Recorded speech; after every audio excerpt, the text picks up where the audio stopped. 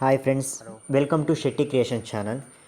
ಇವತ್ತು ನಮ್ಮ ತೋಟದಲ್ಲಿ ಒಂದು ವರ್ಷದ ಅಡಿಕೆ ಸಸಿ ಗಿಡಕ್ಕೆ DAP ಗೊಬ್ಬರ ಮತ್ತು ಹ್ಯೂಮಿಕ್ ಆ್ಯಸಿಡನ್ನು ಬಳಸ್ತಾ ಇದ್ದೀವಿ. ಅದು ಹೇಗೆ ಬಳಸೋದು ಅನ್ನೋದನ್ನ ನಾನು ನಿಮಗೆ ತೋರಿಸ್ಕೊಡ್ತೀನಿ. ಒಂದು ವರ್ಷದ ಅಡಿಕೆ ಸಸಿಗೆ ಅದು ಫಲ ಕೊಡೋ ತನಕನೂ DAP ಹಾಕೋದು ಭಾಳ ಇಂಪಾರ್ಟೆಂಟ್ ಆಗಿರುತ್ತೆ. ಪ್ರತಿಯೊಂದು ಅಡಿಕೆ ಗಿಡಕ್ಕೂ ಹಾಕಬೇಕಾಗುತ್ತೆ.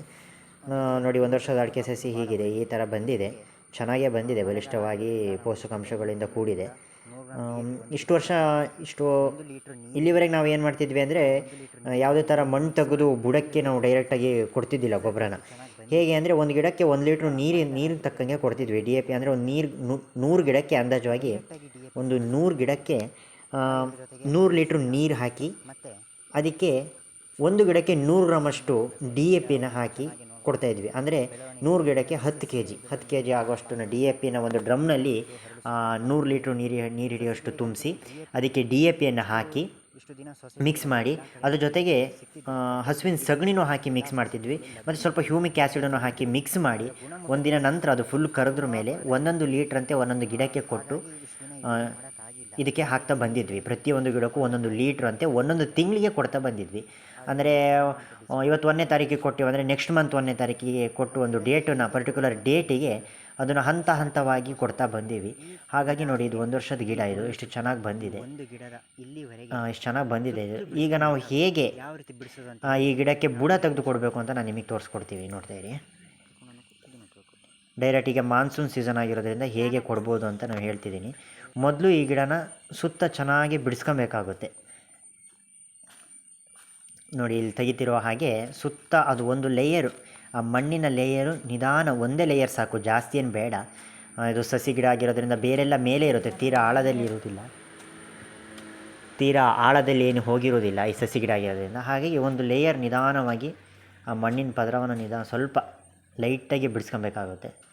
ಬಿಡಿಸ್ಕೊಂಡು ಅದಕ್ಕೆ ಸ್ವಲ್ಪ ಸಸಿ ಗಿಡ ಆಗಿದ್ದರಿಂದ ಅದಕ್ಕೆ ಒಂದು 20-30 ಸೆಂಟಿಮೀಟ್ರಿಂದ, ಗಿಡದಿಂದ 20-30 ಸೆಂಟಿಮೀಟ್ರಿಂದ ಈ ಕಡೆನೇ, ಅಂದರೆ ಒಂದು ಅರ್ಧ ಅಡಿ ಈ ಕಡೆ ಸ್ವಲ್ಪ ಅಲ್ಲಿ ಒಂದು ಅಂದಾಜಲ್ಲಿ ನಾವು ಗೊಬ್ಬರನ, ಯಾವುದೇ ಗೊಬ್ಬರ ಕೊಡಬೇಕಾದ್ರೂ ಅಲ್ಲಿ ಕೊಡಬೇಕಾಗುತ್ತೆ. ಬುಡಕ್ಕೆ ಹಾಕಬಾರ್ದು ಗೊಬ್ಬರನ. ಅಡಿಕೆ ಗಿಡದ ಬುಡಕ್ಕೆ ಯಾವತ್ತೂ ಗೊಬ್ಬರನ ಹಾಕಬಾರ್ದು ನಾವು. ಯಾವುದೇ ಗಿಡ ಆದರೂ ಬುಡಕ್ಕೆ ಹಾಕೋದ್ರಿಂದ ಆ ಗಿಡ ಎಳ್ಕೊಳೋದಿಲ್ಲ, ಆ ಬೇರಿನಲ್ಲಿ ಹಾಕಬೇಕಾಗುತ್ತೆ ಗೊಬ್ಬರ ಹಾಕೋದಾದ್ರೆ. ಅದಕ್ಕೆ ಒಂದು DAP ಹಾಕ್ತಾಯಿದ್ದೀವಿ.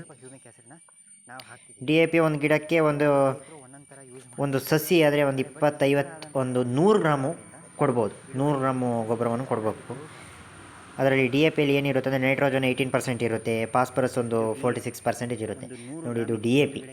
ಈ DAPನ ಹಾಕಬೇಕೀಗ. ಇದು ನಿಧಾನವಾಗಿ ಈ ಗಿಡ ಸುತ್ತಲೂ, ಆ ಗಿಡದ ಸುತ್ತ 20-30 ಸೆಂಟಿಮೀಟ್ರಿಂದ ಏನು ಇತ್ಲಕ್ಕೆ ತಗೊಂಡಿವಿ, ಒಂದು ಅರ್ಧ ಅಡಿ ಆ ಕೈಯ ಇದರಿಂದ ಒಂದು ಅರ್ಧ ಅಡಿ ಇತ್ಲಾಗೆ ಅದನ್ನು ಸುತ್ತ DAP ನಾವು ಹಾಕಬೇಕಾಗುತ್ತೆ. ನೋಡಿ, ಇದು DAP ಮಳೆಗಾಲ ಆಗಿರೋದ್ರಿಂದ ಆ ಗಿಡದ ಸುತ್ತ ಗೊಬ್ಬರಗಳನ್ನು ನಿಧಾನ ಹಾಕಬೇಕಾಗುತ್ತೆ. ಹಂತವಾಗಿ ತಗೊಂಡು ಗಿಡಗಳು ಡೆವಲಪ್ ಆಗುತ್ತೆ. ಇದು 100 ಗ್ರಾಮ್ ಇದೆ ಈ DAPನ. ಹೇಗೆ ಅಂದರೆ ಸುತ್ತ ಈ DAPಯನ್ನು ಹೀಗೆ ತೆಗೆದಿರುವಂಥ ಸುತ್ತ ಆ DAPನ ಹಾಕಿ, ಜೊತೆಗೆ ಇದೊಂದು 50 ಗ್ರಾಮ್ ಇತ್ತು, ಇನ್ನೊಂದು ಸ್ವಲ್ಪ 50 ಗ್ರಾಮ್ ಹಾಕಬೇಕು. ಮತ್ತು ಅದ್ರ ಜೊತೆ ಹ್ಯೂಮಿಕ್ ಆ್ಯಸಿಡ್ನ ಹಾಕ್ತಿದ್ದೀವಿ. ಹ್ಯೂಮಿಕ್ ಆ್ಯಸಿಡನ್ನು ಸಹ ನಾವು ಇಷ್ಟು ವರ್ಷ ಲಿಕ್ವಿಡ್ ರೂಪದಲ್ಲಿ ಕೊಡ್ತಿದ್ವಿ. ಹ್ಯೂಮಿಕ್ ಆ್ಯಸಿಡ್ ಅಂದರೆ ಏನೇನಾಗುತ್ತೆ ಅಂದರೆ, ಮಣ್ಣಿನಲ್ಲಿ ಆಮ್ಲೀಯತೆ ಇದ್ದರೆ, ಹ್ಯೂಮಿಕ್ ಆ್ಯಸಿಡ್ ಏನು ಮಾಡುತ್ತೆ ಅಂದರೆ ಅದನ್ನು ಗಿಡದ ಬೆಳವಣಿಗೆ ಭಾಳ ಚೆನ್ನಾಗಿ ಮಾಡುತ್ತೆ. ಮಣ್ಣಿನ ಗುಣಮಟ್ಟವನ್ನು ಚೆನ್ನಾಗಿ ಸುಧಾರಿಸುತ್ತದೆ. ಜೊತೆಗೆ ಸಸಿ ಆರೋಗ್ಯವಾಗಿರುತ್ತದೆ. ಗೊಬ್ಬರದ ನಾವು ಏನು ಗೊಬ್ಬರ ಕೊಡ್ತೀವೋ ಅದನ್ನು ಚೆನ್ನಾಗಿ ಕೆಲಸವಾಗಿ ಮಾಡುತ್ತೆ. ಎಫೆಕ್ಟಿವ್ ಆಗಿ ಕೆಲಸ ಮಾಡೋಕ್ಕೆ ಅದು ಭಾಳ, ಹ್ಯೂಮಿಕ್ ಆ್ಯಸಿಡ್ ಭಾಳ ಹೆಲ್ಪ್ ಮಾಡುತ್ತೆ. ನೋಡಿ, 50 ಗ್ರಾಮ್ ಅಂತ 2 ಸತಿ ಅದನ್ನು ನಾನು ಹಾಕಿದೆ ಈಗ. ಒಟ್ಟು 100 ಗ್ರಾಮ್ ಒಂದು ಗಿಡಕ್ಕೆ, ಯಾಕಂದರೆ ಮಣ್ಣಲ್ಲಿ ಕೊಡ್ತಿರೋದ್ರಿಂದ 100 ಗ್ರಾಮ್ ಕೊಟ್ಟಿದ್ದೀವಿ. 100 ಗ್ರಾಮು DAPನ ಕೊಡ್ತಿದ್ದೀನಿ. ನೀವು ಹರಳು ಸುಣ್ಣನೂ ಮಣ್ಣಲ್ಲೆಲ್ಲ ಆಮ್ಲೀಯತೆ ಇದ್ದರೆ ಕೊಡ್ಬೋದು, ಆದರೆ DAP ಜೊತೆಗೆ ನೀವು ಹರಳು ಸುಣ್ಣನ ಯಾವುದೇ ಕಾರಣಕ್ಕೂ ಕೊಡಬೇಡಿ. ಯಾಕಂದರೆ ಇದರಲ್ಲಿ DAP ಜೊತೆಗೆ ನೀವು ಹರಳು ಸುಣ್ಣನೂ ಹಾಕ್ತೀನಿ, ಒಂದೇ ಟೈಮಲ್ಲಿ ನಾನು ಎಲ್ಲನೂ ಗೊಬ್ಬರನೂ ಕೊಡ್ತೀನಿ, ಪದೇ ಮಾಡೋಕ್ಕಾಗಲ್ಲ, ಕೆಲಸ ಮಾಡೋಕ್ಕಾಗಲ್ಲ, ರಗಳೆ ಬೇಡ ಅಂತ ಹೇಳಿ ಎಲ್ಲ ಒಂದೇ ಸತಿ ನೀವು ಕೊಟ್ಟರೆ, ಹರಳು ಸುಣ್ಣ, DAP ಈ ಥರ 3-4 ಗೊಬ್ಬರನ ಸೇರಿಸಿ ನೀವು ಕೊಟ್ಟಾಗ ಏನಾಗುತ್ತಂದರೆ, ಈ DAPಲಿರೋ ನೈಟ್ರೋಜನ್ನ ಅದು ಏನು ಮಾಡುತ್ತೆ, ಮೈನಸ್ ಮಾಡಿಬಿಡುತ್ತೆ. ಯಾವುದು, ಈ ಹರಳು ಸುಣ್ಣ ಮೈನಸ್ ಮಾಡಿಬಿಡುತ್ತೆ. ಅಂದರೆ ನೈಟ್ರೋಜನ್ ಯೂಸೇ ಆಗಲ್ಲ ಗಿಡಕ್ಕೆ. ಯಾಕಂದರೆ ಇದರಲ್ಲಿ ಆಮ್ಲೀಯತೆ ಇರುತ್ತೆ. ಹರಳು ಸುಣ್ಣದಲ್ಲಿ pH ಲೆವೆಲ್ನ ಕಡಿಮೆ ಮಾಡುತ್ತಿರುತ್ತೆ.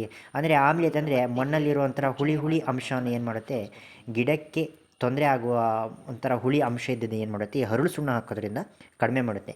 ಎಲ್ಲ ಮಣ್ಣಲ್ಲೂ ಎಲ್ಲ ಕಡೆಯಲ್ಲೂ ಹರಳು ಸುಣ್ಣ ಬಳಸಲ್ಲ, ಯಾಕಂದರೆ ಎಲ್ಲಿ ಆಮ್ಲೀಯತೆ ಇರುತ್ತೆ, ಯಾವ ಮಣ್ಣಲ್ಲಿ ಆ ಪೋಷಕಾಂಶ ಇರುತ್ತೆ ಅಂತ ನೋಡಿಕೊಂಡು ಹಾಕ್ತಾರೆ. ಅಂದರೆ ಒಂದು ಸ್ವಲ್ಪ ಆಮ್ಲೀಯತೆ ಇರುವ ಮಣ್ಣಲ್ಲಿ, ಒಂಥರ ಹುಳಿ ಹುಳಿ ಅನಿಸೋ ಮಣ್ಣಲ್ಲಿ ಈ ಹರಳು ಸುಣ್ಣನ ಹಾಕ್ತಾರೆ. ನಾವು ಹರಳು ಸುಣ್ಣ ಹಾಕಿಲ್ಲ. ಈಗ ಹರಳು ಸುಣ್ಣನೂ 1-2 ವಾರ ಬಿಟ್ಟು ಹಾಕೋಣ ಅಂದ್ಕೊಂಡಿದ್ವಿ. 1-2-3 ವಾರ ಬಿಟ್ಟು ಹರಳು ಸುಣ್ಣ ಹಾಕಬೇಕು. ನೋಡಿ, ಅದೇ ರೀತಿ ಈಗ ಹಾಕಿರೋಂಥದ್ದನ್ನ ಗಿಡಕ್ಕೆ ಈ ಥರ ಮುಚ್ಚಣಿಕೆ ಮಾಡಬೇಕಾಗುತ್ತೆ. ಆ ಮಣ್ಣು ಏನು ಕೆತ್ತಿ ಹಾಕಿರ್ತೀವಿ, ಮತ್ತು ಮಳೆ ಬಂದು ಅದನ್ನೆಲ್ಲ ಗೊಬ್ಬರ ಎಲ್ಲ ತೊಳ್ಸ್ಕೊಂಡು ಹೋಗಬಾರ್ದು, ಕೊಚ್ಕೊಂಡು ಹೋಗಬಾರ್ದು ಅಂಥೇಳಿ ಅದ್ರ ಸುತ್ತ ಮಣ್ಣನ್ನು ಹೀಗೆ ಕೊಡ್ತೀವಿ. ಪ್ರತಿಯೊಂದು ಗಿಡಕ್ಕೂ ಆ ಗೊಬ್ಬರನ ಹಾಕಿ ಮಣ್ಣನ್ನು ಸುತ್ತ ಕೊಡ್ತೀವಿ. ಇದು ಜುಲೈ ತಿಂಗಳಾಗಿರೋದ್ರಿಂದ ಭಾಳ ಒಳ್ಳೆಯ ಇದಾಗಿರುತ್ತೆ. ಜೂನ್ ಜುಲೈ ಇದೆಲ್ಲ ಒಳ್ಳೆ ಮಾನ್ಸೂನ್ ಸೀಸನ್ ಆಗಿರೋದ್ರಿಂದ ಗಿಡ ನಾವು ಕೊಟ್ಟಿರೋದ್ರಲ್ಲಿ ಒಂದು ಚೂರು ಅತ್ಲಾಗಿತ್ಲಾಗಿ ಹೆಚ್ಚು ಕಮ್ಮಿ ಆದರೂ, ಇಂಬ್ಯಾಲೆನ್ಸ್ ಆಗಿ ಏನಾದ್ರು ಗೊಬ್ಬರಗಳು ಬಿದ್ದಿದ್ದರೂ ಗಿಡಗಳು ಏನೋ ತಡ್ಕೊಳ್ಳೋ ಕೆಪಾಸಿಟಿ ಚೆನ್ನಾಗಿರುತ್ತೆ. ಯಾಕಂದರೆ ನಿರಂತರವಾಗಿ ಮಳೆ ಬರ್ತಿರೋದ್ರಿಂದ ಏನು ಗಿಡಕ್ಕೆ ಒಂದೇ ಸತಿ ಎಫೆಕ್ಟ್ ಆಗೋಲ್ಲ. ಚೆನ್ನಾಗಿ ಅದು ನಿಧಾನವಾಗಿ ತಗೊಳುತ್ತೆ ಹಂತ ಹಂತವಾಗಿ. ನೋಡಿ, ಈ ಥರ ಎಲ್ಲ ಗಿಡಕ್ಕೂ ಸ್ವಲ್ಪ ಹಾಕಬೇಕಾಗುತ್ತೆ, ಹಾಕಿ ಮುಚ್ಚಬೇಕಾಗುತ್ತೆ. ನೋಡಿ, ಇದು 1 ವರ್ಷದ ಗಿಡ ಎಷ್ಟು ಚೆನ್ನಾಗಿ ಬಂದಿದೆ ನೋಡಿ. ಇಷ್ಟು ಟೈಮು ನಾವು ತಿಂಗಳು ಕೊಟ್ಟಿದ್ವಿ. ನಾವು ಜೂನ್ ತಿಂಗಳಿಗೆ ಕೊಟ್ಟಿದ್ದಿಲ್ಲ, ಯಾವುದೇ ಥರ ಕೊಟ್ಟಿದ್ದಿಲ್ಲ. ಮಾಡಬೇಕು ಕೊಡಬೇಕು, ಈ ಥರ ಮಣ್ಣು ತೆಗೆದೇ ಕೊಡಬೇಕು ಅಂತ ಹೇಳ್ಕೊಂಡು ಜೂನ್ ತಿಂಗಳು ಕೊಟ್ಟಿದ್ದಿಲ್ಲ. ನೋಡಿ, ಇದು 1 ವರ್ಷದ ಗಿಡ ಎಷ್ಟು ಚೆನ್ನಾಗಿ ಬಂದಿದೆ.